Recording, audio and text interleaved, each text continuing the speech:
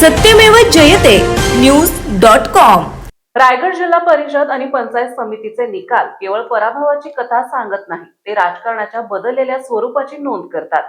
विधानसभेत दिसलेला पाठिंबा ग्रामीण स्थानिक निवडणुकीत कायम राहिला नाही, म्हणजे मतदारांनी नकार दिला नाही, पण त्यांनी अपेक्षांची उंची वाढवली। आता व्यक्तिपुरता मर्यादित राहणारा प्रभाव पुरेसा ठरत नाही। गाव पातळीवरील दिसणारी कामे करणारी आणि जोडणारी संघटना आवश्यक ठरते। त्यामुळे ही केवळ मतांची घसरण नसून कार्यपद्धती बदलण्याची वेळ असल्याचा संकेत आहे।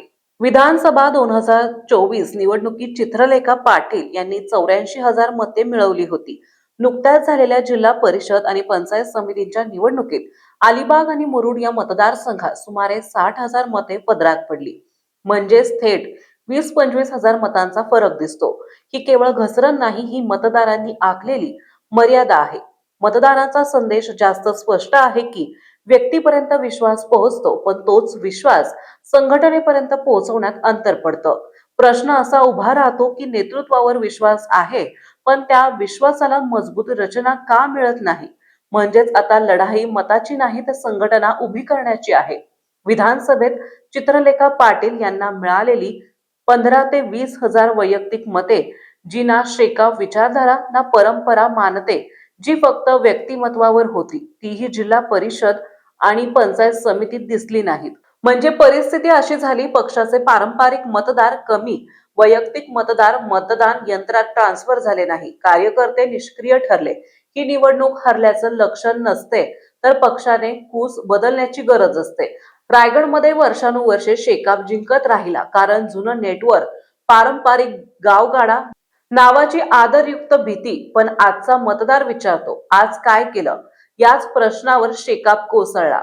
गावात बूथ नाही, कार्यकर्ता नाही, स्थानिक नेतृत्व नाही, फक्त पोस्टरवर फोटो। पक्ष हा संघटनेवर चालतो, आठवणीवर नाही। चित्रलेखा पाटील यांची प्रतिमा मोठी आहे, यात शंका नाही। त्यात मत खेचू शकतात, सहभाग रंगवू शकतात, आक्रमक आणि लढाऊ भूमिका घेऊ शकतात, आणि निकालही दाखवतो की त्या स्वतःच्या बळावर निवडणूक उभी करू शकतात। अनेक ठिकाणी मतदारांचा कल नावापेक्षा त्यांच्या व्यक्तिमत्वाभोवती अधिक केंद्रित असल्याचं स्पष्ट जाणवतं। यातून एकच चित्र उभं राहतं, प्रभाव कमी नाही, तो इतका ठाम आहे की तो संघटनात्मक चौकटी पलीकडेही पोहोचतो।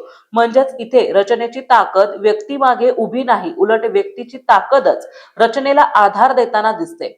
जर एखाद्या नेत्याला 84,000 मते मिळतात आणि काही महिन्यात त्याच परिसरात पक्ष 60,000 येतो, तर त्याचा अर्थ मतदार नेता पाहून मतदान करतो ही अवस्था धोकादायक असते। कारण पुढचा टप्पा असतो तो म्हणजे मतदार नवीन पर्याय शोधतो। हा निकाल स्पष्ट संदेश देतो की गाव पातळीवर अस्तित्व कमी होत आहे, तरुणांमध्ये प्रभाव घटत आहे आणि मतदारांमध्ये विश्वास उरलेला नाही। इतिहासाच्या आधारावर राजकारण फार काळ टिकत नाही, वर्तमानात काम दाखवावंच लागतं। विचारधारा महत्वाचीच आहे, पण त्यासोबत लवचिकताही तितकीच आवश्यक आहे। लोकांचे ऐकून घेण्याची क्षमता, तातडीने कामे मार्गी लावण्याची तयारी आणि पक्षातील पदाधिकारी कार्यकर्त्यांचा सन्मान जपणे ही किमान अपेक्षा आहे। तरुणांना आम्ही तुमच्यासाठी काहीतरी करत आहोत हा स्पष्ट संदेश देण्याची आज नितांत गरज आहे। फसव्या घोषणा टाळव्या लागतील, खुनसी राजकारण सोडावं लागेल आणि जमिनीवर काम करणारा पक्ष म्हणून नव्यानं उभं राहावं लागेल। अन्यथा ही केवळ सूचना नाही, तर अस्तित्वाची अंतिम घंटा ठरेल। मतदारांनी तुम्हाला नाकारले नाही, व तुमच्या मागची संघटनात्मक ताकद मतदारांपर्यंत पोहोचली नाही। याचा अर्थ तुमच्याकडे वैयक्तिक भांडवल आहे, मात्र त्याला आधार देणारी राजकीय रचना कमकुवत पडली। जर हे बदललं नाही, तर पुढच्या निवडणुकीत विरोधक जिंकतीलच असं नाही, मतदार स्वतःच नवीन पर्याय घडवेल। रायगडच्या या निकालाने दोन गोष्टी स्पष्ट केल्या आहेत, पराभव फक्त मताचा नाही, तर रचनेचा झाला।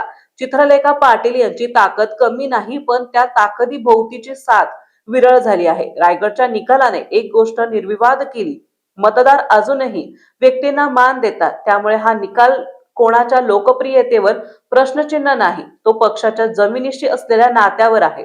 जर गाव पातळीवरील संवाद, सातत्यपूर्ण उपस्थिती आणि कार्यकर्त्यांची उभी रचना पुन्हा उभी राहिली नाही, तर पुढील निवडणुकीतही अशीच पुनरावृत्ती होणार। रायगडने दिलेला हा संदेश आज दुर्लक्षित झाला, तर उद्या तो निर्णय ठरेल।